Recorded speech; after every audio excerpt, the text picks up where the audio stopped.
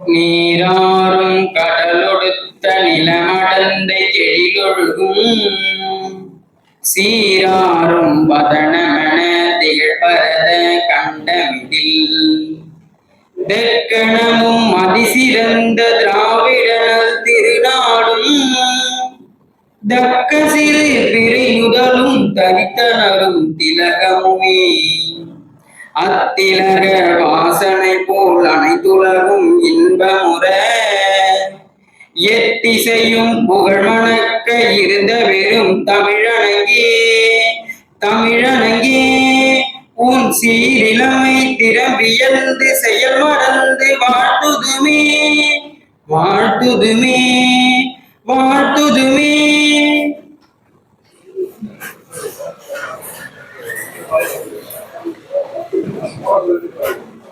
நிகழ்வின் நாயகர் எழுத்தாளர் அறிஞர் மா ராசேந்திரன் ஐயா அவர்களை மேடைக்கு அழைக்கின்றோம். என் துறை பேராசிரியர்களையும் மேடைக்கு அன்போடு அழைக்கின்றோம்.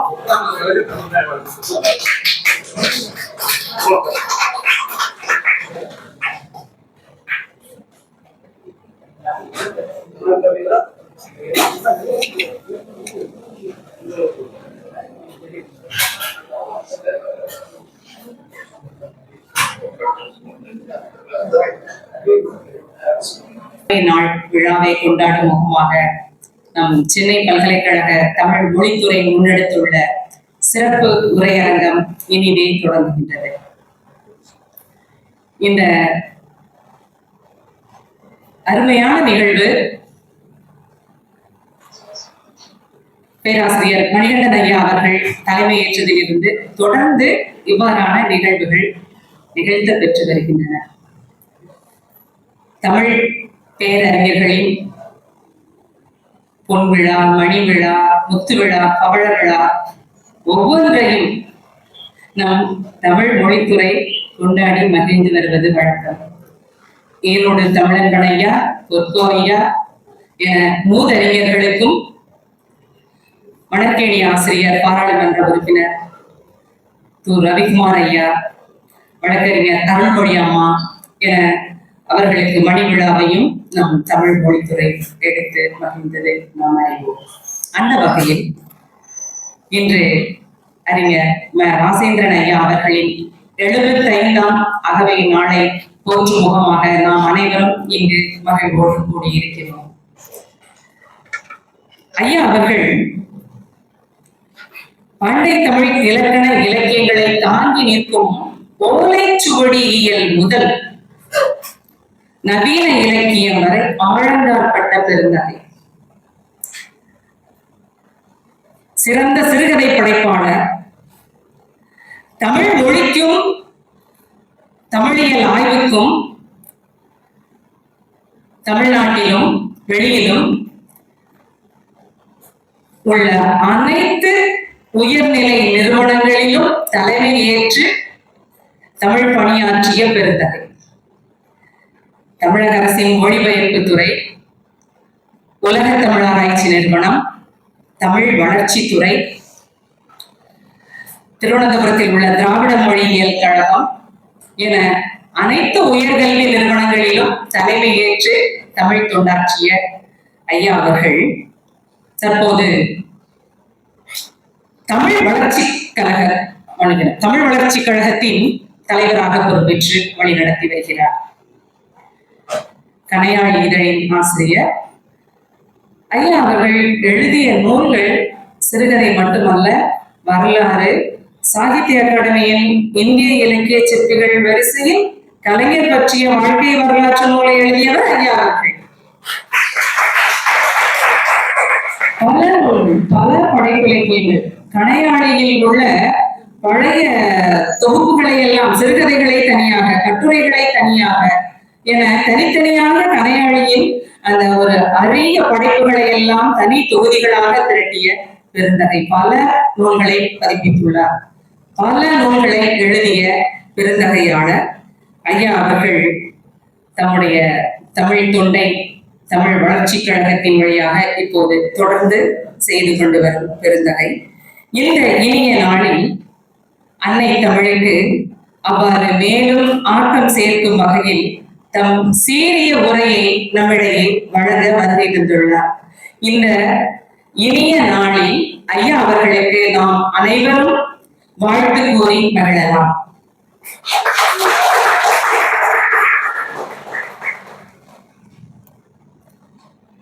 இந்த அருமையான நிகழ்வை திட்டமிட்டு தலைமையேற்று வழிநடத்தி கொண்டிருக்கும் நம் தமிழ் மொழித்துறையின் தலைவர் பேராசிரியர் மணிகண்டன் ஐயா அவர்களை உங்கள் அனைவரின் சார்பிலும் வருக வருக என வரவேற்று வருகிறோம். தம் அகவை நாளில் நம்மிடையே வருகை தந்து மொழி மிரட்டல் என்ற பொருண்மையில் ஐயா அவர்கள் ஒளிவாற்றவிருக்கிறார். ஐயா அவர்களை உங்கள் அனைவரின் சார்பிலும் வருக வருக என வரவேற்பதில் பெருமகிழ்ச்சி கொள்கிறோம். அம்மா அவர்கள் மைத்திரி அம்மா அவர்களும் வருகை புரிந்துள்ளார்கள். அம்மா அவர்களுக்கும் நம் அனைவரின் வணக்கமும் வாழ்த்துக்களும். இந்த மகிழ்ச்சியான விழாவிற்கு வருகை புரிந்துள்ள ஐயா எழிலரசு ஐயா அவர்கள், சம்பத் ஐயா அவர்கள், அர்த்தநாரீஸ்வரன் ஐயா அவர்கள், உப்பிலாமணிமணன் ஐயா அவர்கள், உலகநாயகி பழனி அம்மா உள்ளிட்ட சான்றோர் பெருமக்கள், வீரமணி ஐயா என வருகை புரிந்துள்ள சான்றோர் பெருமக்கள் அனைவரையும் வருக வருக என வரவேற்பதில் பெரும் மகிழ்ச்சி அடைகிறோம். இந்த நிகழ்வுக்கு நன்றி உரை கூறவிருக்கும் முனைவர் வே. நிர்மல செல்வி, நிகழ்ச்சியை அழகாக தொகுத்து வழங்கிக் கொண்டிருக்கும் விருதுநிலை விரிவுரையாளர் ரேவதி, இந்த நிகழ்ச்சியை சிறப்பித்துக் கொண்டிருக்கும் எங்கள் அன்பு மாணவ செல்வங்கள் அனைவரையும் வருக வருக என வரவேற்க வேண்டும். நன்றி.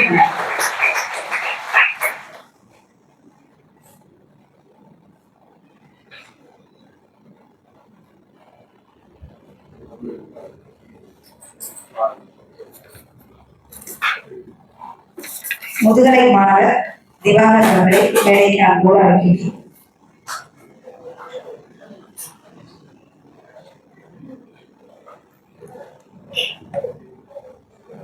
நம்முடைய அன்பிற்கும் மதிப்பிற்கும் உரிய மாரா ஐயா அவர்களுடைய பிறந்த நாள் இந்நாளை முன்னிட்டு அவரை வாழ்த்தி ஒரு பாடல். குறையாது பலரும் பிறையாக, குவியாத கூத மலராக, குறையாது பலரும் பிறையாக, குவியாது மலரும் கூத மலராக, குறையாது குன்றும் இதியாக, குவியாத கூத மலராக, குறையாது பலரும் பிறையாக, குவியாத கூத மலராக, குறையாது பலரும் பிறையாக, குவியாத கூத மலராக, குன்றாத நவநிதியாக, குன்றாத நவநிதியாக, துள்ளி குதித்தோடும் ஜீவ நதியாக, நீ வாழ்க நீ வாழ்க, நூறாண்டு காலம் வாழ்க, நோய் நொடி இல்லாமல் வளர்க, ஊராண்ட மன்ன புகழ் போலே, உலகாண்ட புலவர் தமிழ் போலே, நூறாண்டு காலம் வாழ்க, நோய் நொடி இல்லாமல் வளர்க, ஊராண்ட மன்ன புகழ் போலே, உலகாண்ட புலவர் தமிழ் போலே, நூறாண்டு காலம் வாழ்க, நோய் நொடி இல்லாமல் வளர்க. நன்றி.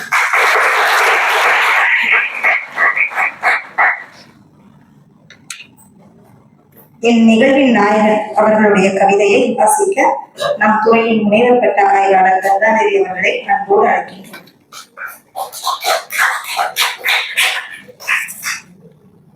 இந்த மகிழ்வான தருணத்தில் மொழி மிரட்டலும் விரட்டலும் என்ற பொறுமையில் ஐயா அவர்கள் படைத்த கவிதையை உங்கள் முன் நிகழ்த்துவதில் பெரும் மகிழ்வு எய்துகின்றேன். மொழி என்பது வாழும் மரபு. மரபின் விழுமியங்களில் மக்களின் வாழ்க்கை. மொழி என்பது தனி மனித அடையாளம் மட்டும் இல்லை, சமுதாயத்தின் அடையாளம். பல்வேறு துறைகளிலும் மக்கள் வாழ்க்கையை வழிநடத்தும் ஆளுமை. மாற்ற நெருக்கடிகளில் உருமாறிக் கொண்டிருக்கும் இன்றைய உலகத்தில் முன்பை விடவும் கூடுதலாக தேவைப்படுகிறது மொழி. எனவே ஒரு மொழியின் இருப்பிலும் சிறப்பிலும் இருக்கிறது மக்களின் பெருமிதம். தமிழ் மொழியின் இருப்பை சிதைக்கவும் குலைக்கவும் சமுதாய, அரசியல், வரலாறு மற்றும் பண்பாட்டு காரணங்களோடு பொருளாதாரத்தையும் சேர்த்துக் கொண்டு மிரட்ட வருகிறது புதிய கூட்டணி. காலனி ஆதிக்க அதிகாரத்தால் பின்னுக்கு தள்ளப்பட்ட தமிழ் வணிகம், தொழில், வேலை வாய்ப்புகள் பெயரில் உலகமயமாக்கத்தால் பயன்பாட்டளவிலும் மிரட்ட வருகிறது. போதாக்குறைக்கு விடுதலை இந்தியாவில் அரசியல் கொள்கை பெயரில் அடக்குமுறை மிரட்டலுக்கும் ஆளாகி வருகிறது. அறிவு பெற பள்ளிக்கு வரும் குழந்தைகளை மிரட்ட வரும் போதெல்லாம் ஓடி ஒழியாமல் தேடி பிடித்து விரட்டி வருகிறது தமிழ்நாடு. திரை, வானொலி, தொலைக்காட்சி, சமூக ஊடகங்கள் என்று எல்லா திசைகளிலும் வந்து எட்டி பார்க்கிறது மொழி மிரட்டல். நகர்ப்புற வாழ்வுக்கு புலம்பெயர்கின்ற போதே உள்நாட்டிலும் கூட ஒதுக்கி வைக்கப்பட்டாலும் பொது வெளிகளில் பெரும்பான்மை மிரட்டலை எதிர்க்க தவறுவதில்லை. அலுவல் மொழி என்று அதிகாரம் செலுத்த வரும் ஆக்கிரமிப்பு மிரட்டலை நிறுத்த ஒவ்வொரு நாடும் அதிகார பகிர்வு களத்திலும் போராடி வருகிறது தமிழ். மொழி மிரட்டலில் பயந்து ஒவ்வொரு ஆண்டும் செத்துக் கொண்டிருக்கின்றன உலக மொழிகள் பல. மொழியின் அழிவு என்பது ஆயிரக்கணக்கான ஆண்டுகளின் அறிவு, மரபு, கதைகள், தொன்ம பண்பாட்டு விழுமிய சேகரிப்புகளின் அழிவு. மரபிலிருந்து துண்டிக்கப்படுபவர்கள் உலக சமுதாய பங்களிப்பில் பின்தங்கி போவார்கள், புறக்கணிக்கப்படுவார்கள். விலங்குகளின் விலங்குகளில் சத்தம் மறைத்து உயிர் காத்த ஆதி மனித வாழ்க்கையில் தமிழை நிறுத்தாமல் விரட்டி விரட்டி போய் வேட்டையாடும் போர்க்கள மொழியாக மாற்றி இருக்கிறார்கள் தமிழர்கள். கணினி, மென்பொருள், செயற்கை நுண்ணறிவு என்று வளர்ந்து வரும் தொழில்நுட்பங்களை ஏற்கவும் அடுத்தடுத்த தலைமுறைகளும் பேசவும், எழுதவும், படிக்கவும் உழைத்து வருகிறார்கள் உலக தமிழர்கள். நிலம், நீர் என்று உயிர் வளர்ப்பது எல்லாம் தாய் என்பதால் மொழியும் தாய்மொழியாகிறது. சூரியன் தவறவிட்ட குட்டி நெருப்பை உயிர்கள் வாழும் நிலமாக மாற்றியது ஊழிகள் என்றால், விலங்கை மனிதராக்கி நிலத்தை உலகமாக மாற்றியிருப்பது மொழி. சிறுபான்மை பெரும்பான்மை கணக்கெடுப்பு தாய்மொழிக்கு பொருந்தாது. மொழி உரிமை மனித உரிமையாக இருக்கிறது, சமூக நீதியின் குரலாகவும் இருக்கிறது. தகவல் பெற மட்டுமில்லை, கிடைக்கிற தகவலின் உண்மையை கண்டறியும் மொழி தேவைப்படுகிறது. எப்பொருள் யார் யாராய் கேட்பினும் மெய்ப்பொருள் காண்பதை மட்டுமே அறிவு என்கிறார் திருவள்ளுவர். இயற்கை ஒளி, உழைப்பு ஒளி, உணர்ச்சி ஒளி, உடல் மொழி, செய்கை மொழி, கருத்து மொழி என்று மொழிக்கும் இருக்கிறது பரிணாம வளர்ச்சி. இயற்கை மொழி செயலாக்கம் வழி கணினிக்கு மொழிகளை கற்றுக் கொடுத்து வருகிறார்கள். இனி அவரவர் தாய்மொழியை பிழை இல்லாமல் இணையத்திற்கு கற்றுக் கொடுத்தால் நமக்கு பதிலாக அது உலக மொழிகளை கற்றுக்கொள்ளும். அப்படி மொழி மிரட்டலை நிரந்தரமாக விரட்ட வந்து கொண்டிருக்கிறது செயற்கை நுண்ணறிவு. ஆனாலும் இப்போதும் சத்தத்தை கொண்டு விலங்குகளை மிரட்டுவதை போல மொழியை கொண்டு மொழியை மிரட்டுகிறார்கள். நிதி என்றும் நிர்வாகம் என்றும் புனிதம் என்றும் ஒதுக்கி வைக்கிறார்கள்.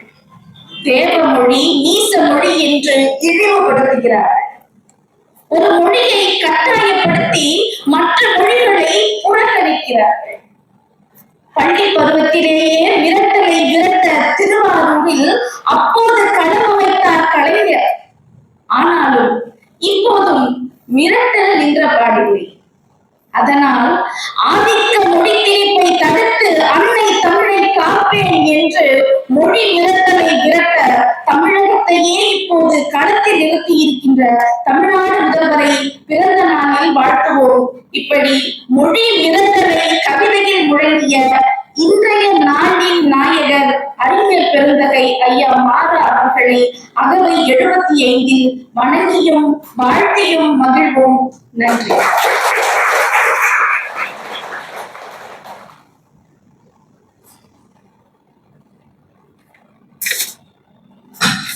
அறிஞர் மாறா ஐயாவை மரியாதை செலுத்தும் வகையில் அறிஞர் சம்பத் ஐயா அவர்களை மேடைக்கு அன்போடு அழைக்கின்றோம்.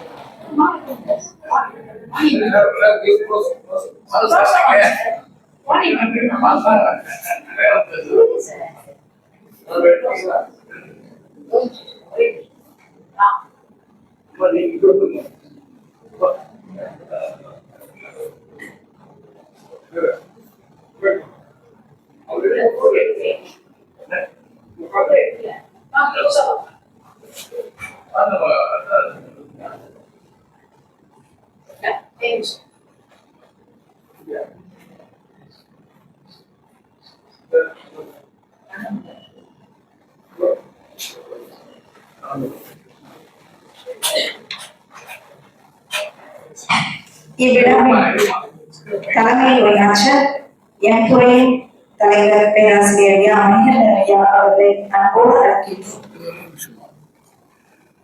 வணக்கம். பேராசிரியர் மணிகண்டனுடைய அனுமதியுடன் இந்த அவையில் பேராசிரியர் எனது இனிய நண்பர் திரு டாக்டர் ராஜேந்திரன் அவர்களை வாழ்த்துவதில் நான் பெருமகிழ்ச்சி அடைகின்றேன். 75 ஆண்டு என்பது ஒவ்வொரு மனிதருடைய வாழ்க்கையிலும் மிக முக்கியமான ஒரு நகர்வு. இந்த 75 ஆண்டுகளாக தமிழ் பணியாற்றி வரும் எனது இனிய நண்பருக்கு என்னுடைய வாழ்த்துக்கள். நானும் அவரும் பல்கலைக்கழகங்களில் நான் PhD செய்யும் போது அவரும் அங்கே செய்து கொண்டிருந்தார். நாங்கள் இருவரும் நீண்டமான நண்பர்கள். அவர் இயக்குநராக இருக்கிற காலத்திலும் துணைவராக இருக்கிற காலத்திலும் இன்றைக்கு பத்திரிகையாசிரியர் இருக்கிற காலத்திலும் தொடர்ந்து அவருடன் பணியாற்றி நடைபோட்டு வருகிறவன். அவரை பார்ப்பதில் மிகுந்த மகிழ்ச்சி அடைகிறேன். அவருடைய முழு குடும்பமும் எனக்கு நன்றாக தெரியும். அவருடைய குடும்பத்தை சார்ந்தவர்கள் இங்கே வந்திருக்கிறார்கள் என்பது எனக்கு மகிழ்ச்சியாக இருக்கிறது. சென்னை பல்கலைக்கழகம் இப்படி உயர்ந்த பண்புள்ளவர்களை எல்லாம் பாராட்டுவதும் அவருடைய பிறந்த நாட்களை நடத்துவதும் எனக்கு மிகுந்த மகிழ்ச்சி அளிக்கிறது. சென்னை பல்கலைக்கழகத்துடைய மாணவர் தலைவராக 1982 நான் இருந்தவன். இதெல்லாம் சென்னை பல்கலைக்கழகத்துக்கு ஒரு மாணவர் இன்னுமே இல்லை. அதை போராடி சென்னை உயர்நீதிமன்றத்தை வழக்கு கொடுத்து அதை கொண்டு வந்த பெருமையாக உண்டு. அந்த மாதிரி நிகழ்ச்சிகளை எல்லாம் அந்த காலத்தில் நடத்தியவன்.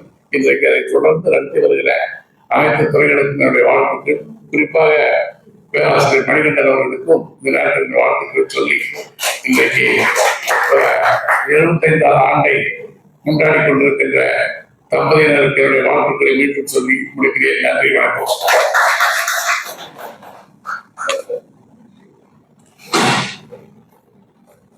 அறிஞர் சம்பத் ஐயா அவர்களுக்கு துறையின் சார்பான நன்றியை தெரிவித்துக் கொள்கின்றோம். விழாவின் தலைமையை ஆற்ற என் துறையின் பேராசிரியர் மணிகண்டன் ஐயா அவர்களை அன்போடு அழைக்கின்றோம்.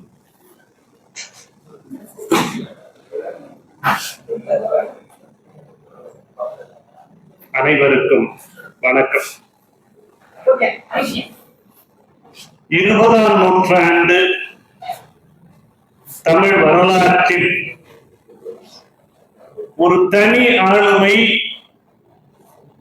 ஒரு காலகட்டமாகவே திகழ்கின்றார் என்றால் அந்த சிறப்பு அறிஞர் பெருந்தகை ஐயா மாரா அவர்களுக்கே உரியது. மாரா என்று சுருக்க எழுத்துக்களால் சுட்டப்படுகின்ற அறிஞர் பெருந்தகை மாரா அவர்களை எண்ணும் பொழுது ஏறத்தாழ 40 ஆண்டுகளுக்கு முந்தைய நிகழ்வு ஒன்று என் நினைவுக்கு வருகின்றது. 1985-86ஆம் ஆண்டு நம்முடைய சென்னை பல்கலைக்கழகத்தின் முதன்மை வளாகத்தில் அரசினர் கீழ்த்திசை சுவடி நூலகம் அமைந்திருந்தது. அந்த நூலகத்திலே தமிழ் புலமையாளராக ஓர் இளைஞர் பணிபுரிந்து கொண்டிருந்தார். அவரை சந்திப்பதற்காக தமிழ் பல்கலைக்கழகத்தின் பெரும் பேராசிரியராக துறை தலைவராக திகழ்ந்த திருப்பனந்தாள் கல்லூரியின் முதல்வராக திகழ்ந்த KM வெங்கடராமையா அவர்கள் வருகை தந்தார். அந்த மூத்தவர் பெரும் பேராசிரியர் இந்த இளைஞரை சந்தித்தார். சந்தித்து உங்கள் ஆய்வேட்டை எங்கள் துணைவேந்தர் வாங்கி வர சொன்னார் என்று சொன்னார். அந்த பெரியவர், அந்த மூத்தவர் இந்த இளைஞரை சந்திக்க வந்த காரணம் என்ன, எதனால் வந்து சந்தித்தார் என்றால் அதற்குள் ஒரு சுவையான நிகழ்வு இருக்கிறது. இன்றைய இளம் தலைமுறையான மாணவர்கள், ஆய்வாளர்கள் மனம் கொள்ள வேண்டிய செய்தியை கொண்ட நிகழ்வு அந்த நிகழ்வு. அந்த இளைஞர் தஞ்சையிலே நடந்த, தஞ்சை அரண்மனையிலே நடந்த ஒரு தொல்லியல், அந்த காலத்தில் நாகசாமி முன்னெடுத்த ஒரு தொல்லியல் கருத்தரங்கத்திலே பெரிய கோயிலிலே வெட்டப்பட்டிருக்கிற ஒரு மராட்டி மொழி கல்வெட்டையும் அதே செய்தியை கொண்ட மெக்கன்சி சோடியையும் ஒப்பிட்டு கல்வெட்டின் பதிப்பில் இருக்கிற பிழைகளை சுட்டிக்காட்டி ஒரு உரையை அந்த இளைஞர் நிகழ்த்தி இருக்கிறார். ஒரு இளைஞர் ஒரு கருத்தரங்கத்தில் ஒரு ஆராய்ச்சி கருத்தை முன்வைத்ததன் நினைவாக அந்த அரங்கில் இருந்த அந்த மூத்த பேராசிரியர் KM வெங்கடராமையா அதை தமிழ் பல்கலைக்கழகத்தின் முதல் துணைவேந்தரிடம் பகிர்ந்து கொள்கிறார். விளைவு, அந்த துணைவேந்தர் இந்த இளைஞரை சென்று சந்திக்கும்படி துறை தலைவரை சொல்லி இருக்கிறார். நினைத்து பாருங்கள், அந்த துறை தலைவர் வந்து சந்திக்கிறார். உங்கள் ஆய்வேடு வேண்டும் என்று கேட்கிறார். ஆய்வேட்டை கொடுத்து அனுப்புகிறார். ஆய்வேடு துணைவேந்தருக்கு சென்று சேர்கிறது. அடுத்த சில காலங்களில் ஒரு கடிதம் வருகிறது. தமிழ் பல்கலைக்கழகத்திலே நீங்கள் பணியாற்ற இசைகிறீர்களா, விருப்பமா என்று கேட்டு அந்த இளைஞர் இசைக்கிறார். ஒரு நேர்காணல் இல்லை, ஒரு எழுத்து தேர்வு இல்லை. அந்த இளைஞருக்கு ஒரு தற்காலிக பணியாணை தமிழ் பல்கலைக்கழகத்தில் சேர்வதற்காக வருகிறது. என்ன காரணம்? ஒரு கருத்தரங்கத்தில், ஒரு ஆய்வரங்கத்தில் உண்மையான ஆராய்ச்சி கருத்துக்களை வெளிப்படுத்தியதும் அவருடைய ஆய்வேடும் தான் எழுத்து தேர்வின்றி, நேர்காணலின்றி ஒரு பல்கலைக்கழகத்திலே ஒரு பதவியில் சேருவதற்கு காரணமாய் அமைகின்றன. அப்படிப்பட்ட ஆற்றல் வாய்ந்தவராக அந்த காலத்தில் ஒரு இளைஞர் இருந்தார். எந்த நடைமுறை சடங்கும் இல்லாமல் ஒருவரை பணியில் அமர்த்தக்கூடிய ஒரு துணைவேந்தரும் அந்த காலத்தில் இருந்தார். அப்படி துணைவேந்தராக இருந்தவர் தமிழ் பல்கலைக்கழகத்தின் முதல் துணைவேந்தர் வாய் சுப்பிரமணியம். அப்படி தகுதி மிகுதி படைத்த இளைஞராக இருந்தவர் தான் இப்பொழுதும் 75 வயது இளைஞராக இருக்கிற அன்புக்குரிய ஐயா மாரா. மாணவர்கள் மனத்தில் கொள்ள வேண்டும், ஆராய்ச்சி எப்படி நுட்பமாக செய்ய வேண்டும், ஆய்வேட்டை எவ்வளவு சிறப்பாக வடிக்க வேண்டும், படித்தால் எத்தகைய உயரிய இடங்களை அடைய முடியும் என்பதற்கு மிகச்சிறந்த அரிய எடுத்துக்காட்டானவர் தான் அறிஞர் பெருந்தகை மாரா.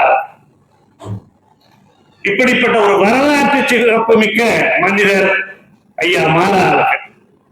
இன்றைக்கு 10 மணிக்கு வகுப்பறைக்கு சென்றேன். மாணவர்கள் நிறைந்து இல்லை. எனக்கு மீண்டும் 40 அல்ல 50 ஆண்டுகளுக்கு முந்தைய ஒரு நிகழ்ச்சி நினைவுக்கு வந்தது. ஒரு இளைஞர் சிற்றூரிலே வசதி வாய்ப்புகள் குறைந்திருந்த சூழலில் பிறந்து வளர்ந்த ஒரு இளைஞர் பள்ளி படிப்பை திறம்பட முடிக்கிறார், கல்லூரியிலே சேர்கிறார். வடமொழியும் தமிழ் மொழியும் ஒரு சேர கற்பிக்கப்படுகிற ஒரு கல்லூரி. ஒரு காலகட்டம் வரை வடமொழி கல்லூரி என்று அறியப்பட்ட கல்லூரி. அங்கே அவர் காலடி எடுத்து வைக்கிறார். மாணவர்களால் கொண்டாடப்பட்டு மாணவர்களின் பிரதிநிதியாக செயலாளராக மலர்கிறார். என்ன வயது இருந்திருக்கும்?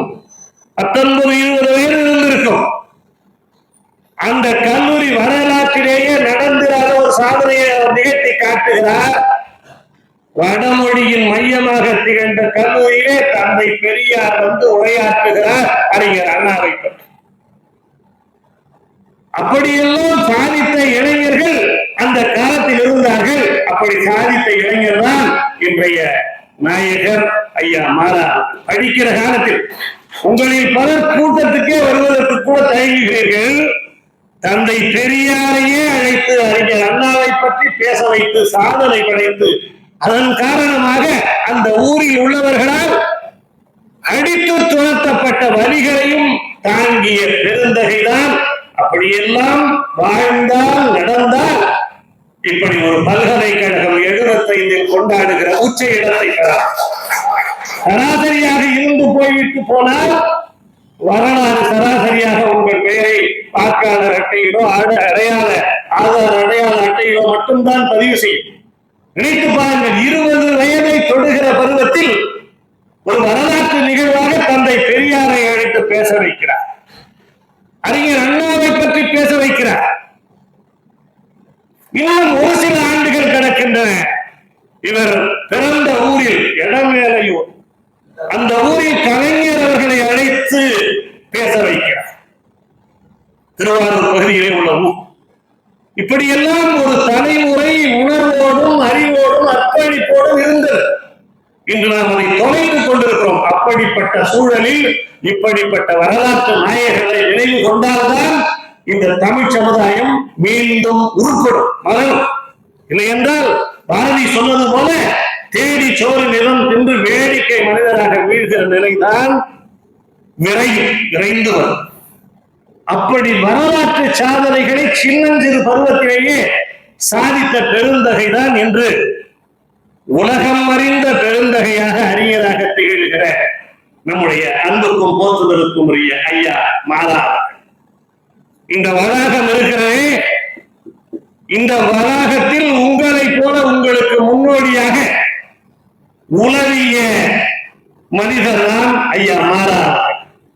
இந்த தமிழ்துறையில் தான் ஒட்டுமொத்த தமிழ்துறையின் நாயகராக திகழ்ந்த பேரறிஞர் பெருந்தகை சஞ்சீவி அவர்களிடத்திலே முனைவர் பட்ட ஆய்வை நிகழ்த்தியவர் ஐயா மாரா.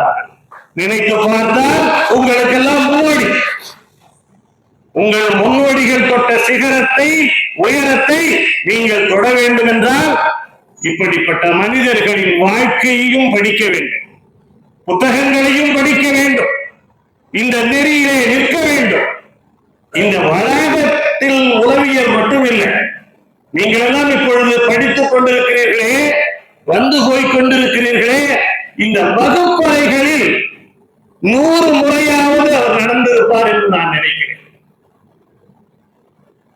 நான் ஒரு முறை திருவாரூர் மத்திய பல்கலைக்கழகத்தின் துணைவேந்தராக இருந்த சஞ்சயிடம் சொன்னேன், நீங்களே துணைவேந்தர், நீங்களே பியூன் போல என் அறைக்கு வருவாருங்க. ஏன்னா அவர்தான் துணைவேந்தராக, முதல் துணைவேந்தராக அமர்த்தப்பட்டார். எல்லா வேலைகளையும் அவரே செய்து கொண்டிருந்தார். அப்படி செய்ததால் தான் இன்றைக்கு திருவாரூர் பல்கலைக்கழகம் மாபெரும் கட்டடங்களோடும் பெரிய வளாகமாக மலர்ந்திருக்கிறது. அதுபோல ஒரு வரலாற்று சிறப்பு மிக்க நிகழ்வு அறிஞர் மாரா அவர்களும் தமிழக முதல்வர் முத்தமிழறிஞர் கலைஞர் அவர்களால் ஒப்படைக்கப்பட்டது. உலக தமிழ் செம்மொழி மாநாடு என்பது தனிநாயக அடிகள் கனவு கொண்டு உருவான உலக தமிழ் ஆராய்ச்சி மன்றம் உலக தமிழ் மாநாடுகளை நடத்தியது. கொடையாக இந்த கடற்கரை சாலை முழுவதும் சிலைகள் தமிழ் அறிவுலகத்தின் அடையாளங்களாக காட்சி வந்து கொண்டிருக்கின்றன. ஆனால் முத்தமிழறிஞர் கலைஞர் அவர்கள் எண்ணிய போது உலகத்தமிழ் மாநாட்டை நடத்த முடியாத சூழல் ஒன்று நேர்ந்தது. மாற்றி வடிவமைத்தார்கள் உலகத்தமிழ் செம்மொழி மாநாடு. அதுதான் முதல் மாநாடு. செம்மொழியான தமிழ் மொழியே என்கிற ஒரு அருமையான பாடலை நாம் கேட்டு மகிழ்கிறோம் அல்லவா? அவையெல்லாம் உருவாவதற்கு களம் அமைத்த மாநாடு. அந்த மாநாட்டில் அறிவு பகுதி, கல்வி பகுதி, ஆராய்ச்சி பகுதி முழுவதற்கும் ஒட்டுமொத்த பணிகளுக்கு ஒருங்கிணைப்பாளராக தமிழக முதல்வரால், தமிழக அரசால் ஐயா மாரா அவர்கள்தான் நியமிக்கப்பட்டார். தமிழ் பல்கலைக்கழகம் தான் அதை முன்னெடுத்தது. அப்போது அவர்கள் இந்த வளாகத்தில் தான் ஏறத்தாழ குடியிருந்தார். பேராசிரியர், பெரும் பேராசிரியர் வா ஜெயதேவன் அறையில் அமர்ந்து கொண்டு தமிழ் பல்கலைக்கழகமே இங்கே இடம்பெயர்ந்து விட்டதோ என ஏறத்தாழ 20 பணியாளர்கள், பேராசிரியர்கள், அலுவலர்கள் இங்கேதான் இருந்தார். இந்த மாடியில் தான் ஆயிரக்கணக்கான அறிஞர்களின் கட்டுரைகள், ஆய்வுரைகள் அடுக்கி வைக்கப்பட்டன. இரவு 1 மணி இருக்கும். நான் உடன் இருந்திருக்கிறேன். சில கட்டுகளை தேடி இருப்பதற்காக அவரே நடந்து வருவார். பல முறை பணியாளர்களின் பணிகளை கண்காணிக்கவும், ஊக்கம் தரவும், தேவை ஏற்பட்டால் தேடி எடுக்கவும் 100 முறைக்கு மேல் இந்த மாடியில் நீங்கள் படிக்கிற அறைக்கு வந்து சென்ற பெருந்தகைதான். அப்படி அர்ப்பணித்துக் கொண்டு இரவு 1 மணி 2 மணி வரை உழைத்ததால் உலகம் இயக்கிற செம்மொழி மாநாட்டில் அறிவார்ந்த பகுதியை அவரால் ஒருங்கிணைத்து நடத்த முடிந்தது. அதுபோல ஒரு மாநாடு அதற்கு முன் நடந்தது, இனி நடக்க வேண்டும். அப்படி மாபெரும் ஆளுமையாக தமிழ் சமுதாயத்தில் ஒவ்வொரு கட்டத்திலும் திகழ்ந்த பெருமை அறிஞர் மாரா அவர்களுக்கு உண்டு. கீர்த்திசை சுவடி நூலகத்திலே தமிழ் புலமையாளராக வீற்றிருந்தார். பச்சையப்பன் கல்லூரியிலே உதவி பேராசிரியராக ஒளிர்ந்தார். இந்த ஒட்டுமொத்த தமிழ் மண்ணையே தமிழ் சார்ந்த நிலையில் இயக்குவதற்கு அரசு சார்ந்த ஒரு அமைப்பு இருக்கிறது.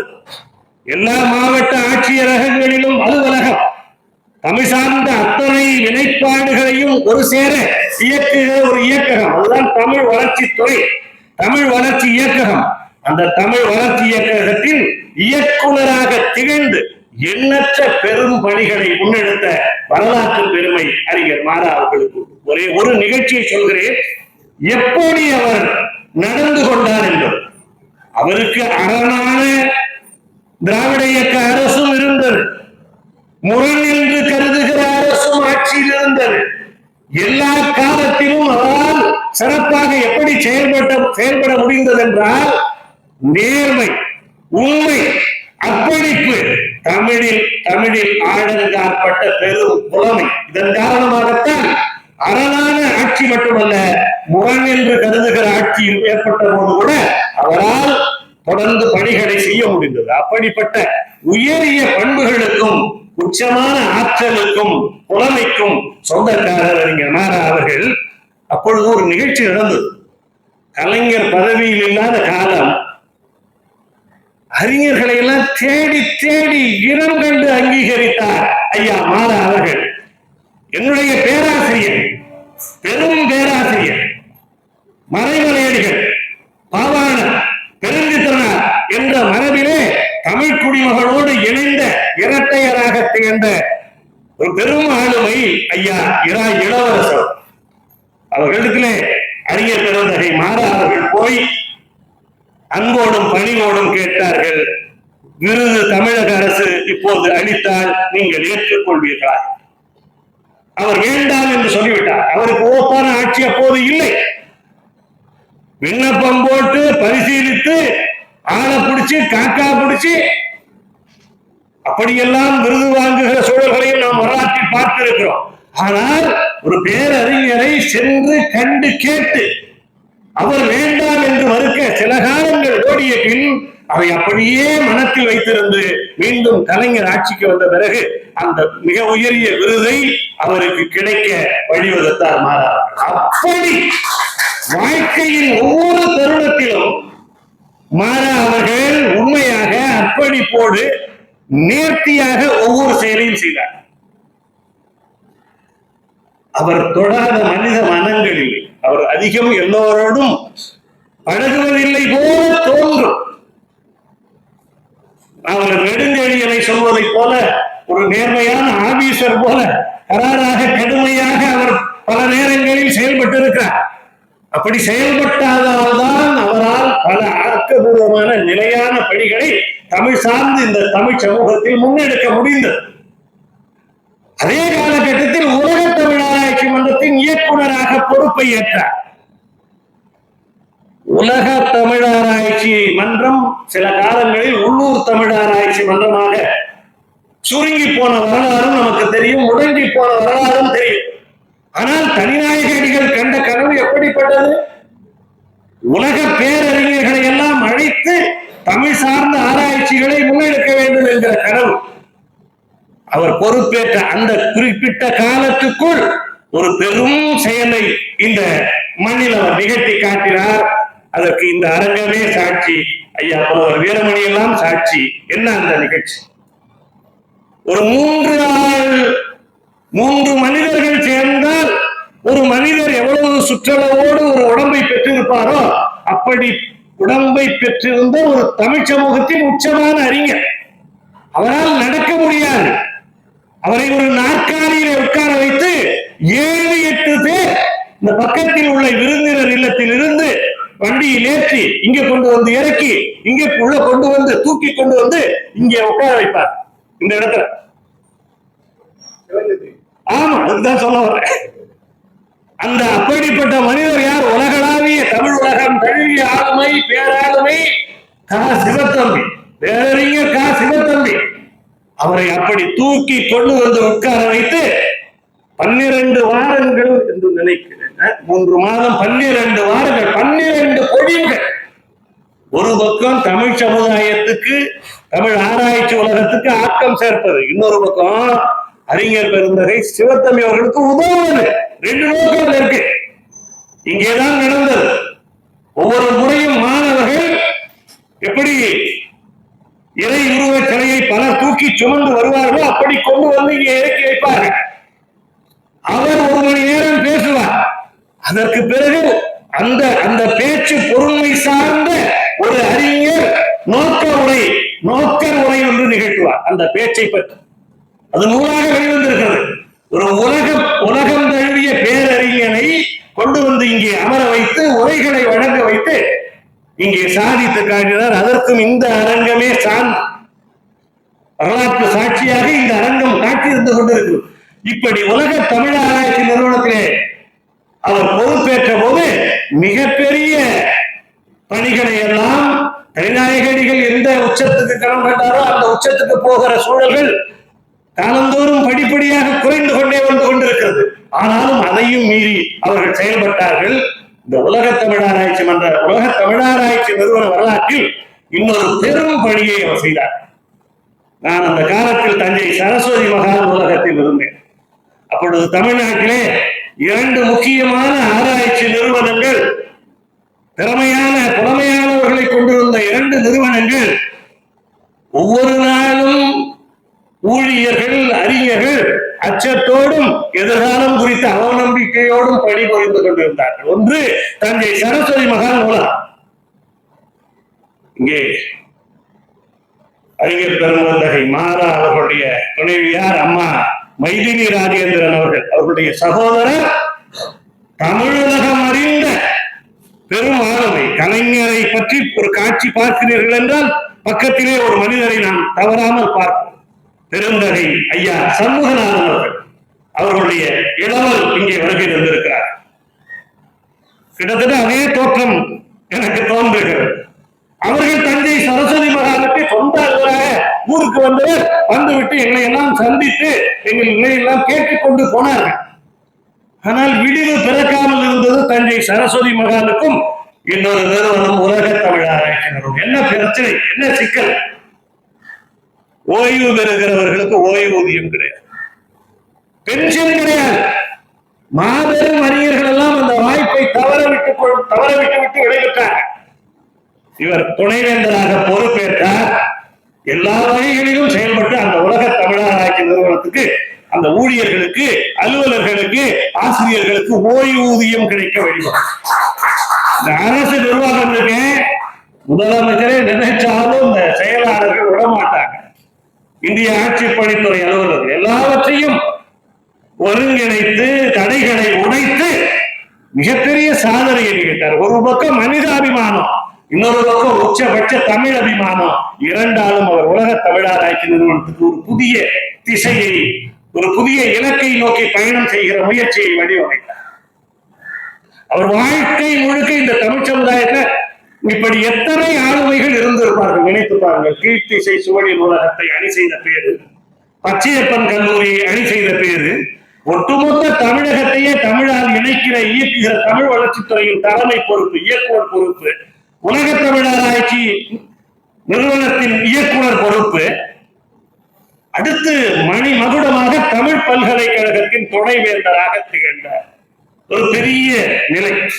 எந்த தமிழ் பல்கலைக்கழகத்தில் முதல் துணைவேந்தராக அழைக்க பெற்று தற்காலிக பணியாளராக ஒரு பல்கலைக்கழக வாழ்வை அவர் தொடங்கினாரோ, அதே பல்கலைக்கழகத்துக்கு அந்த துணைவேந்தர் வீட்டிருந்த நாற்காலியை அணி செய்கிற வாய்ப்பு அவருக்கு வாய்த்தது. எதனால்?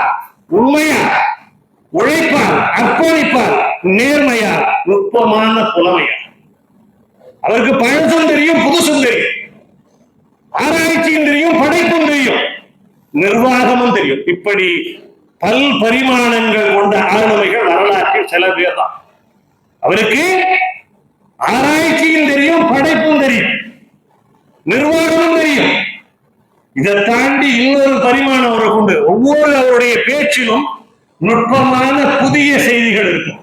புதிய செய்தினா ஏதோ ஏற்கனவே இருந்த ஒரு செய்தியை கண்டு காட்டுவதில்லை, புது பார்வையோடு அணுகுவது, ஒரு சொந்த சிந்தனையா நான் பார்த்து வியப்பது. அப்படி பல் பரிமாணங்களோடு இருந்த அவர் தமிழ் பல்கலைக்கழகத்தை அணி செய்தார். முதல் துணைவேந்தராக, தற்காலிக பணியாளராக நியமிக்கப்பட்ட பல்கலைக்கழகத்திலேயே காலங்கள் உருண்டோட அதே துணைவேந்தர் வீட்டில் இருந்த இருக்கையை அணி செய்தார். ஏறத்தாழ தமிழ் வளர்ச்சித்துறை காலகட்டத்திலிருந்து ஒரு எல்லையிலிருந்து அவரோடு தொடர்பு கொள்கிற வாய்ப்பு எனக்கு இருந்தது. அவர் தமிழ் பல்கலைக்கழக, அவர் தமிழ் வளர்ச்சித்துறை இயக்குநராக இருந்த பொழுதும் சென்று சந்தித்திருக்கிறேன். இந்த துறைக்கு வந்து அலுவல் நிலையிலே அகவியமுற்ற தமிழறிஞர்களை தெரிவு செய்கிற குழுவில் அப்போது சந்திரசேகரன் என்ற ஒரு ஐஏஎஸ் இருந்தார் என்று நினைக்கிறேன். அப்பொழுது ஐயா அவர்கள் தலைமையிலான அந்த குழுவிலே நான் பங்கேற்றிருக்கிறேன். உலக தமிழராய்ச்சி நிறுவனத்தின் சார்பாக இங்கே நடந்த நிகழ்ச்சியிலே எவ்வளவு உயர்ந்த மனிதர் அவர் என்றால், இந்த 12 நிகழ்ச்சியில் 12 பெரும் அறிஞர்கள் நோக்கர்களாக அழைக்கப்பட்டார்கள். அப்போது நான் ஒரு உதவி பேராசிரியர் தான். என்னையும் ஒரு வாரத்துக்கு நோக்கராக அவர்கள் அழைத்திருந்தார்கள். ஊன்றி பார்ப்பார்கள், நுட்பமாக நோக்குவார்கள். வயது பதவி எல்லாம் அவர் பார்க்கல, தகுதி மட்டும்தான் பார்த்தார். ஒரு வாரம் சிவத்தம்பி பேச்சுக்கு நான் நோக்கராக அவருக்கு இணையான நேரத்துக்கு பேசினேன். எங்கள் துறை, அப்போது நான் தமிழ் இலக்கியத்துறையும் உலக தமிழ் ஆராய்ச்சி நிறுவனம் தான் இணைந்து அந்த நிகழ்ச்சிகளை நடத்தினோம். தமிழ் பல்கலைக்கழகத்தில் அவர் துணைவேந்தராக இருந்த பொழுது நான் சென்று சந்தித்திருக்கிறேன், உரையாற்றி இருக்கிறேன். இந்த தமிழ் பல்கலைக்கழகம் போதுண்டாசாமிங்கிற அளவுக்கு அவ்வளவு பிரச்சனைகளை காலந்தோறும் கண்டுவிட்டோம்.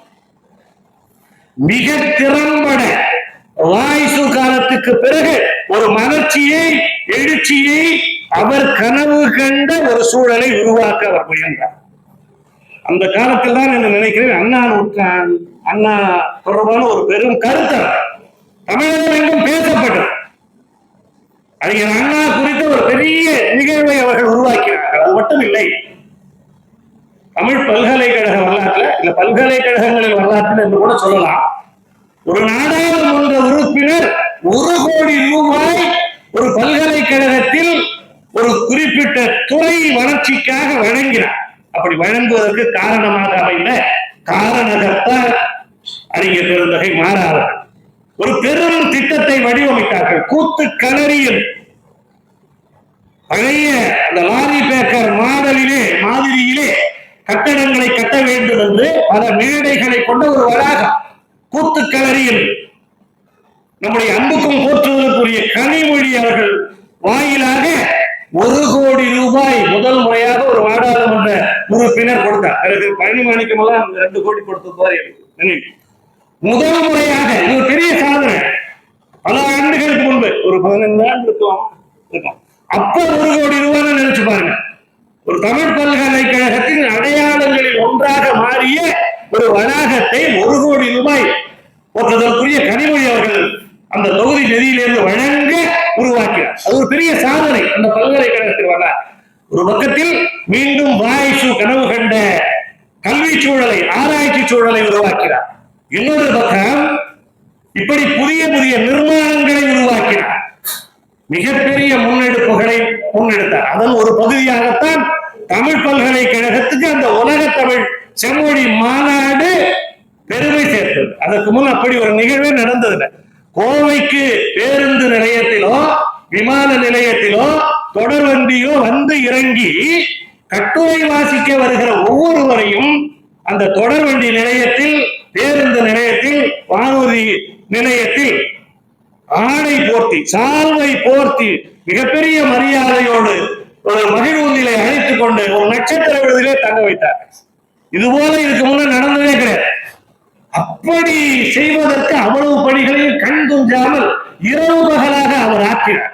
தரமாக இருக்க வேண்டும் என்று முடிவு செய்து ஒவ்வொரு செயல்பாட்டையும் செய்தார்கள். அறிஞர் பொற்கோ, அறிஞர் ஒய் நடராஜன், அறிஞர் கா சிவத்தம்பி, இப்படி மிகப்பெரிய ஆளுமைகளை எல்லாம் துணை கொண்டு ஒரு பெரும் நிகழ்வை அறிஞர் மாறா அவர்கள் புரிந்தார்கள். தமிழ் பல்கலைக்கழக வரலாற்றில் நெகிழச் செய்கிற ஒரு நிகழ்ச்சியையும் அவர்கள் செய்தார்கள். ஒரு தந்தைக்கு மகன் கடன் புரிவது போல, கடமையை ஆற்றுவது போல முதல் துணைவேந்தராக இருந்த வாய்சு 2ஆம் முறையும் துணைவேந்தராக இருந்தார். அவர் பதவிக்காலம் முடிவதற்கு முன்பே விடைபெற்று விலகிச் செல்லும் சூழல் ஏற்பட்டது.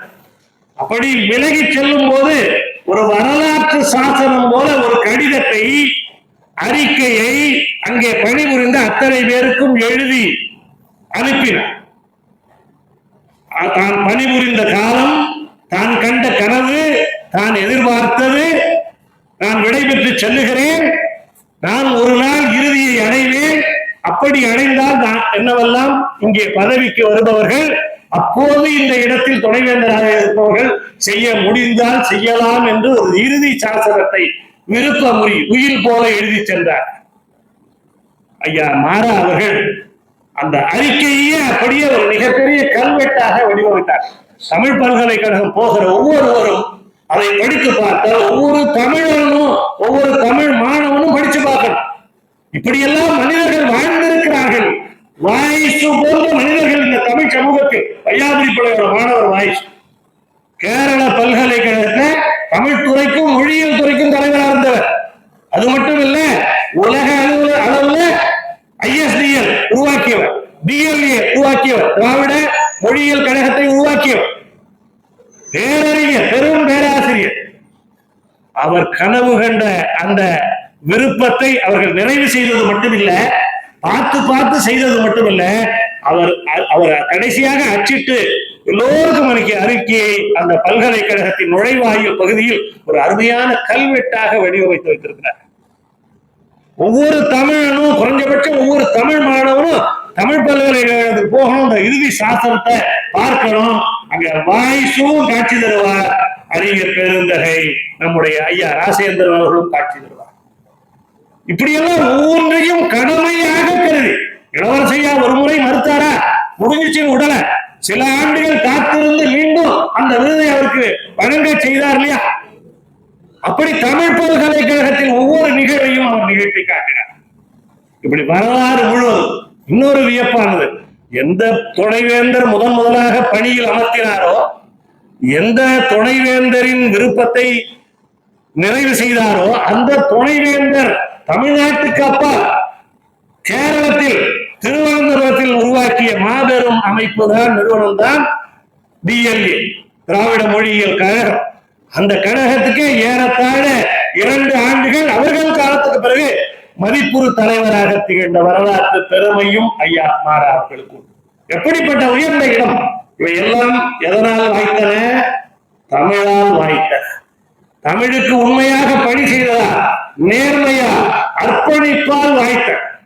அப்படி ஒரு பெரிய ஆளுமை இந்த லைஃப் ஸ்பேன் முழுவதும் மாபெரும் பணிகளை அவர் நிகழ்த்தியிருக்கிறார். எந்த எதிர்பார்ப்பும் இல்லாமல் நிகழ்த்தியிருக்கிறார். எவ்வளவு சோதனைகள் இந்த பணிக்காலத்தில் வந்திருக்கும் நம்முடைய வீரமையவர்கள் எல்லாம் அறிவார்கள். நம்முடைய பிற்காலத்தில் இயக்குநராக பொறுப்பேற்ற கவிஞர் கூவா எழிலர் சுமந்தவர்கள் எல்லாம் அறிவார்கள். உலகநாயகி பழனி போன்றவர்கள் எல்லாம் அறிவார்கள். தமிழ் வளர்ச்சி துறையில இருந்தா எவ்வளவுதான் அந்த செயலாளர்கள், அமைச்சர்கள், முதலமைச்சர் முரணான ஆட்சி வந்த போதும் எப்படி எதிர்கொள்வது, அவ்வளவு இவ்வளவு பெரிய நிறுவனத்தின் தலைமையை ஏற்கும் போது எவ்வளவு அழுத்தம் நடந்திருக்கும், ஸ்ட்ரெஸ் இருந்திருக்கும். இத்தனையும் தாண்டி இவர் சாதித்திருக்கிறார்னா இவர் மட்டும் காரணம் இல்லை, பக்கத்துல இருக்க அம்மாவும் காரணம். அதனாலதான் இவரின் 75 இவர் பேரறிஞர்னாலும் இந்த பேரறிஞர் வாழ்க்கை முழுக்க தாங்கி பிடித்திருக்கிற அம்மா மைதிலி ராஜேந்திரன் அவர்களையும் மேடையில் அமர வேண்டும் என்று விரும்புகிறேன். வாழ்க்கை என்பது இவர் ஒரு அர்ப்பணிப்புனா இவருக்காக, குடும்பத்துக்காக அவர்கள் அர்ப்பணித்தார்களா தமிழ் பல உயர்வுகள் அடைஞ்சிருக்கு. நான் சொல்லிக்கொண்டே போகலாம், ஒரு நாளெல்லாம் பேசலாம். அவ்வளவு அவரை பற்றி நிகழ்ச்சிகள் எனக்கு தெரியும், நான் அறிந்திருக்கேன். இதெல்லாம் ஒரு பக்கம். இவரு தமிழ் வளர்ச்சித்துறை இயக்குநராக இருந்ததால், உலக தமிழ் ஆராய்ச்சி நிறுவன இயக்குநராக இருந்ததால், தமிழ் பல்கலைக்கழகத்தின் துணைவேந்தராக இருந்ததால், இப்படி மாபெரும் அமைப்புகளின் தலைமையை அணி செய்ததால் அவரோட மிக முக்கியமான ஒரு முகம் உரிய அளவுல போற்றப்படாது. அது அவர் தலை சிறந்த சிறுகதை படைப்பாளிகளும் ஒருவர் என்பது. மிக நுட்பமாக வாழ்க்கை குறித்த தரிசனங்களை வெளிப்படுத்திய தனித்தன்மை வாய்ந்த சிறுகதை படைப்பாளி ஐயா மாறார். அண்மையில 75 குறிப்பது போல 75 சிறுகதைகளோடு இந்த நூல் கால பிசாசுகள் ஏறத்தாழ 2 பக்கம் தான் ஒரு முன்னுரை எழுதிக்க. அதுக்குள்ள பாணினிக்கு போகிறார், பாரதிக்கு வருகிறார். அவ்வளவு நுட்பமான செய்திகளை எல்லாம் பிசாசு தொடர்பாக பேசுகிறார், வாழ்க்கையை பற்றி பேசுகிறார், படைப்பை பற்றி பேசுகிறார். அற்புதமான சிறுகதைகள், ஒவ்வொருத்தரும் படிக்கணும். ஏன் இவர் இதற்கு முன்பு சாகித்ய அகாடமி விருதை பெறவில்லை என்ற எண்ணம் எனக்கு தோன்றியது. இந்த சிறுகதைகளை இவற்றில் பலவற்றை நான் ஏற்கனவே படித்திருக்கிறேன். ஒட்டுமொத்தமாக படித்த போது ஒரு படைப்புலகின் மிக முக்கியமான இலக்கிய கர்த்தாக்களில் ஒருவர்.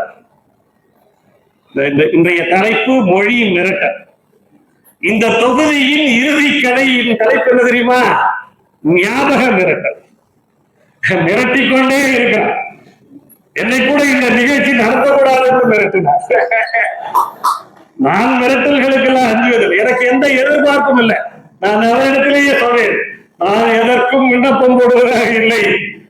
இப்படி உச்சத்தில் பணி செய்த உங்களை சென்னை பல்கலைக்கழகம் தமிழ் மொழித்துறை கொண்டாடியது என்று வரலாற்றில் இருக்க வேண்டும், அதற்காக ஒத்துக்கொள்ளுங்கள் என்றேன். முதலில் கொஞ்சம் ஒத்துக்கொண்டார், பிறகு சிலுங்கிக் கொண்டு வேண்டாம் பேராசிரியர் என்று சொல்லிவிட்டார். முதலில் வற்புறுத்திய பிறகு 2 பேரை பரிந்துரைத்தார், பிறகு வேண்டாம் என்று சொல்லிவிட்டார். நான் சொன்னேன், அந்த நாளில் ஒரு நிகழ்வு நடக்கட்டும். நான் 2-3 மாதம் முன்னே அரங்கத்தை பதிவு செய்து விட்டேன். நீங்கள் உங்களுடைய லைஃப் ஜேர்னிய, வாழ்க்கை பயணத்தை, தமிழ் பயணத்தை, ஒரு சிற்றூர்ல இருந்து போராடி இந்த வெளி உலகத்துக்கு வந்தது, தலைமை வந்தது, ஒரு பக்கம் ஒரு மனிதனாக பெற்ற வெற்றி, ஒரு தமிழ் புலவனாக, தமிழ் எழுத்தாளனாக, தமிழ் அறிஞனாக நீங்கள் கொண்ட பயணம். உண்மையை சொல்றேன், இவர் மட்டும் சுயசரிதை எழுதுனா ஏறத்தாழ ஒரு அரை நூற்றாண்டு தமிழ் சூழலில் பல உண்மைகள் உலகுக்கு தெரியும். எல்லாவற்றையும் எழுத முடியாது, ஏன்னா ஒரு அரசு பணியில் இருக்கிறவர் எல்லைகள் இருக்கு. அந்த அந்த சொல்ல தவிர்க்க வேண்டியவரை தவிர்த்து விட்டு இவர் எழுதினால் கூட ஏறத்தாழ அரை நூற்றாண்டில் அரசு சார்ந்த சாராத தமிழ் செயல்பாடுகளின் வரலாறாக, ஆவணமாக இவர் எழுதுகிற இவரின் வாழ்க்கை வரலாறோ அல்லது அந்த பதிவோ அமையும். அப்படி அனுபவங்கள் மிகுதியாக கொண்டது. கலைஞர் முதல்வராக இருந்திருக்காங்க, ஜெயலலிதா இருந்த காலத்தையும் இருந்திருக்காங்க. நம்முடைய தமிழ் அறிஞர்களின் உயரிய பண்புகளையும் பார்த்திருக்காங்க, சிறுமைகளையும் பார்த்திருக்காங்க. மனிதரின் உச்சங்களையும் எச்சங்களையும் உயர்வுகளையும் தாழ்வுகளையும் பார்த்திருக்காங்க. எல்லாவற்றையும் கடந்து சரியானவற்றை நோக்கி பயணம் செய்திருக்கிறார் இந்த மகத்தான ஆளும். இங்க பல பேர் முக்கியமான வந்திருக்கீங்க. அப்படி இல்லாம திருவண்ணாமலையில கல்லூரியில முதல்வராக இருந்த ஒருத்தர் முனைவர் நெடுஞ்செழியன் திருவண்ணாமலையில வந்திருக்காரு. அவர் முகநூல்ல ஒரு பதிவு செய்து எழுதியிருக்காரு. ஐயா என்னை விட 15 ஆண்டு மூத்தவர், உங்களை விடவும் 13-14 ஆண்டு இருக்குமா, 12 ஆண்டாவது இருக்கும். ஆனா இவருடைய அன்பால் தொடப்பட்டு ஒரு முகநூல்ல அற்புதமான நிகழ்ச்சியான பதிவு எழுதுறது மட்டும் இல்ல வந்திருக்கிறார். நெடுஞ்செழியன் திருவண்ணாமலையில முக்கியமான பல பணிகளை, இலக்கிய பணிகளை ஆற்றிக் கொண்டிருக்கிற தமிழ் பேராசிரியர், முதல்வராக இருந்தவர், ஓய்வு பெற்றார். அப்படி மனித மனங்களை அறிவால பண்பால தொட்டு இயக்கிய ஒரு வரலாறு மாறாவர்களுடைய வரலாறு. இந்த கதை படிச்சா, நேற்று இரவு ஒரு கதை படிச்சேன், பார்வை என்ற கதை. ஒரு ரயில் பயணத்துல இவர் அமர்கிறார், இன்னொரு பார்வையற்றவர் வருகிறார். இந்த 2 பேருக்குமான உறவு உரையாடல் படைப்பு. என்னால ஒரு சேர 5-6 பக்கத்தை படிக்க முடியல. ஒரு பக்கம் படிக்கிறது வச்சுறது, சிந்திக்கிறது என்ன ரொம்ப பாதிச்சது. அது பாதிச்சதுன்னா உணர்வு ரீதியா பாதிச்சது ஒரு பக்கம். அவர் எழுதுகிற ஒவ்வொரு சொல்லும் ஒவ்வொரு தொடரும் நம்மை சிந்திக்க வைக்கிறது.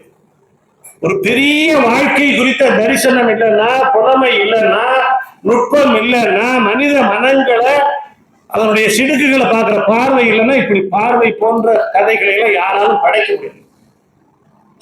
ஆசுவாசப்படுத்திக் கொண்டு அந்த கதையை வலியோடு படித்தேன்.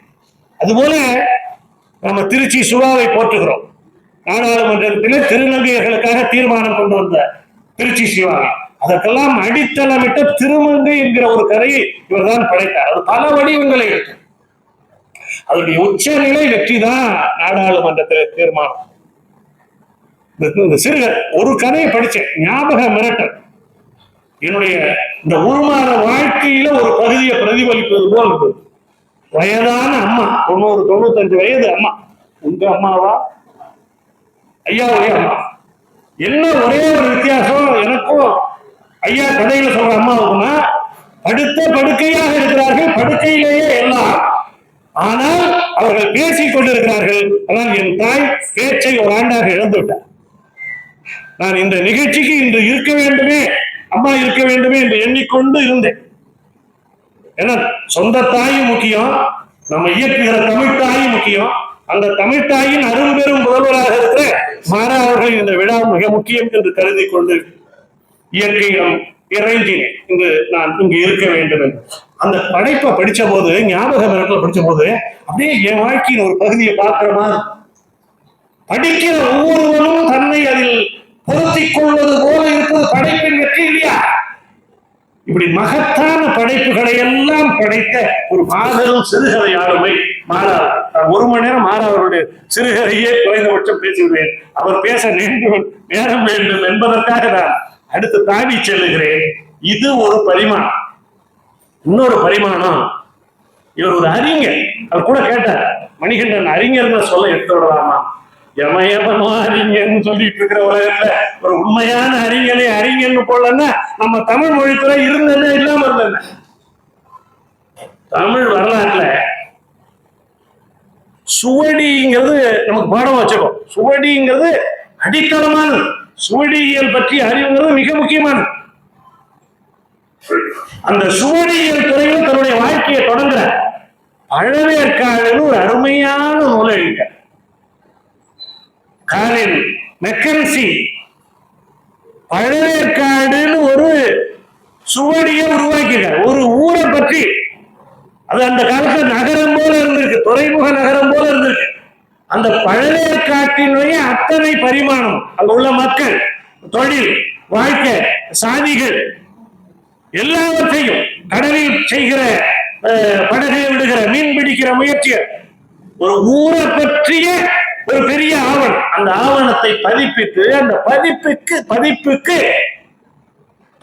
கிட்டத்தட்ட 6 மாதம் அலைந்து திரிந்து ஒரு முன்னுரையை வடிவமைத்திருக்கிறார். அதுல ஒரு பெரிய நெகிழ்ச்சியான செய்தி, பல ஃபீல்டு விசிட்டுங்கிறதே போயிடுச்சு. நம்ம ஃபீல்டு விசிட் ஊர் சுத்தி பார்க்க போறது, நம்ம மாணவர்களோட நம்ம போறோம். ஆனா அவர் கள ஆய்வு செய்ய போன போது ஒரு நாள் தங்க இடம் இல்ல, ஒரு தேநீர் கடையின் நிலைப்படியிலே ஒரு இரவை கழித்திருக்கிறார். அப்படியெல்லாம் எவன் அர்ப்பணிச்சுக்கிறானோ அவர்தான் இப்படிப்பட்ட உச்சத்தை அடைய முடியும். ஒரு தேநீர் கடையில் வாயிற்படியில் ஒரு நாள் ஒரு இரவு முழுவதையும் தங்கி கழித்து ஆய்வை தொடர்ந்து இருக்கிறார். அதுக்கு இடம் கொடுத்தவருக்கு நன்றி தெரிவிக்கிறார். வாழ்க்கை முழுவதும் அர்ப்பணிப்பு. அந்த பழவேற்காடு எப்படி கால்டுவெல்லுடைய நூலை ஒரு பக்கம் சொல்றோமோ, சிவசுப்பிரமணியம் சொல்றோமோ, அது போல மிக முக்கியமான நூல். தமிழ் பல்கலைக்கழக முதல் துணைவேந்தர் படித்தபடி அந்த பணியை 6 மாதத்தில் நிறைவு செய்கிறார். மாணவர்கள் அந்த பழவேற்காடு நூலை படிக்கணும். நூலுக்கு முன்னாடி இருக்கிற முன்னுரையை படிக்கணும். அந்த நூல் பல திறப்புகளை செய்தரும். ஒரு ஊரை பற்றிய ஒரு பெரிய ஆவணம், ஒரு அயரவன் உருவாக்கியிருக்கான். அதை நம்மவர் அப்படி இழைத்து உருவாக்கியிருக்கார். அவருடைய முனைவர் பட்ட ஆய்வு நம்முடைய பெரும் பேராசிரியர் மாபெரும் அறிஞர் சஞ்சீவியின் வழிகாட்டுதலில் முரட்டு அறிஞர் சஞ்சீவி. நீங்கெல்லாம் சஞ்சீவி நூல்களை படிக்கணும். சஞ்சீவி வாழ்க்கைய மனசுல வாங்கிக்கணும். அந்த மரபில் வளர்ந்தவர் பொற்கோ அவர்கள், என்னுடைய பேராசிரியர். கடந்த 10 நாளைக்கு முன்ன நீங்க இங்க அவரை சந்திச்சீங்க இல்லையா? அந்த அறிஞர் பொற்கோ அவர்களோடு இணைந்து அவர்கள் துணையை பெற்றுத்தான் உலக தமிழ் செம்மொழி மாநாட்டை மிகச் சிறப்பாக வடிவமைத்தார். இவர் மேல அவருக்கு எவ்வளவு பெரிய அன்புனா, அவருக்கு எவ்வளவு பெரிய மதிப்புனா, 12 மாதங்கள் நாம இணைய வழியா பொற்கோ அவர்களுடைய 80-81வது ஆண்டு பிறந்த நாளை கொண்டாடினோம். நிறைவு விழாவுக்கு யாரை அழைப்பதுங்கும் போது மாறா அவர்கள் பெயரைத்தான் பொற்கோ அவர்கள் தெரிவித்தார். ஏன்னா இந்த நூற்றாண்டின் ஒரு பெரிய காலகட்ட பரப்பு முழுதும் அறிந்தவர், மாபெரும் அறிஞர்களோடு பழகியவர், உண்மையே பேசுபவர், உறக்க பேசுபவர். அப்படிப்பட்ட மாறா பேச வேண்டும் என்றார். ஆனா மாறா அவர்கள் எப்போதும் மிரட்டல் தான், வரையறை தான். நான் இணைய வழியாக பேசுங்கள்ல இல்ல, நான் நேரடியாக மாணவர்களோடு தான் பேசுவேன். எனக்கு கூடுதல் சுமை, தேநீர் செலவுல இருந்து எவ்வளவு இருக்கு